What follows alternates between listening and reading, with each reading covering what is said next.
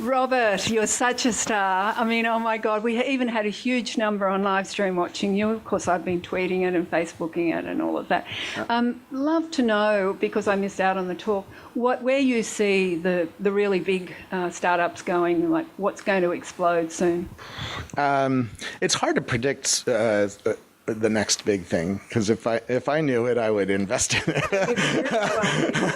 Yeah, if I knew there was a Google out there, and actually there's a few that are potential, right? And that's why I talked in the show about Tap and Go.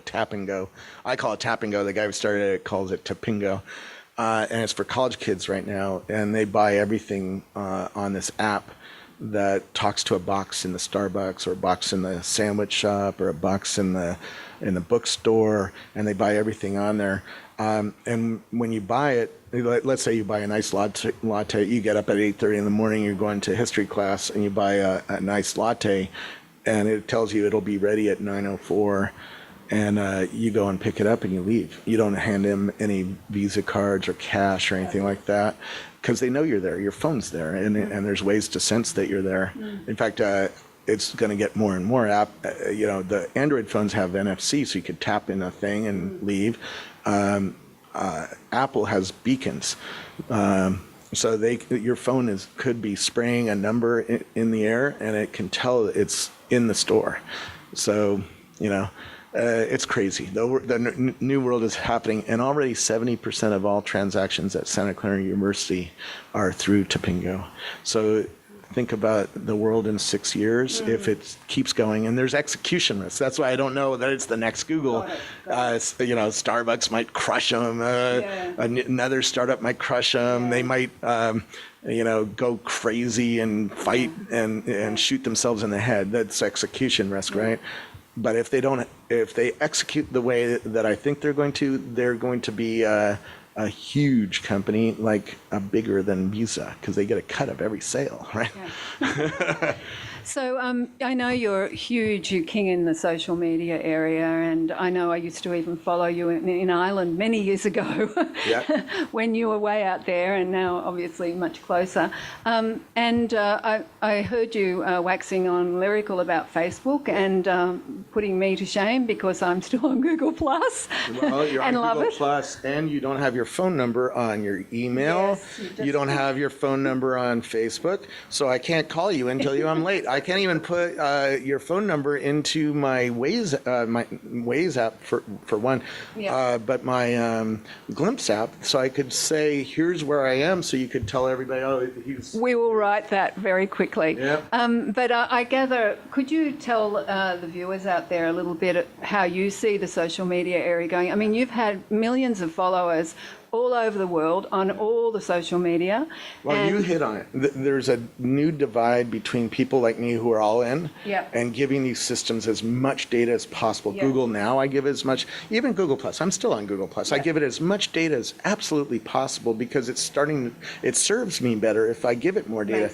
My friends can find me, people out there in the world can find me based on who I am, right? If I give it more data. And they're going to engage on it more if I give it more data, because I'm going to give it more. It's a cyclical. It's an engine that's sputtering right now, and people are like, I don't like Facebook because it doesn't show me anything interesting. Well, if you tell it more about what interests you, you'll start seeing more things. Makes it smarter.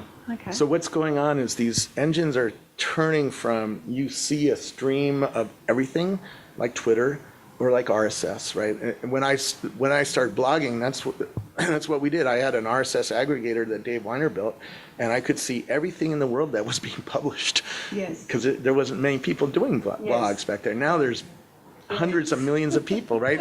Matt Mullenweg, WordPress, the system he created, is running 16% of the world's websites now. That's crazy, isn't it? Right? But I remember when it started, and it was just a kid. I know. Yeah, really. So we're moving from a world where we can see everything. We can't see everything anymore. There's, on my account alone, on both Twitter or Facebook, are hundreds of thousands of things. And so if I only have 5 minutes to look at Twitter or Facebook, they need to pick things for me.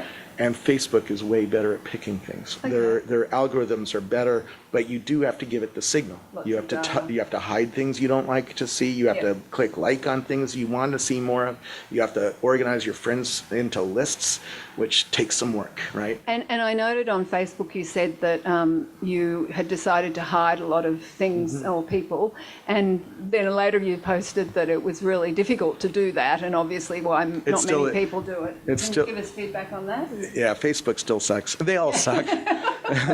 It gets better, but they still suck. It's hard. It's hard engineering work to do this for 1.3 billion people and make sure everybody has a good experience. And there's a lack of resources in these companies. Hiring an executive from Yahoo told me it is really difficult to hire talent in Silicon Valley or even elsewhere in the world, because if you're a really great iOS programmer, you're fully employed. Me, maybe not so fully employed, but especially after the speech I just gave, because I forgot we were recording it, which is part of the world. If you take a risk, generally it works out. And if it doesn't, I'll find a job where the people who run the company are cool.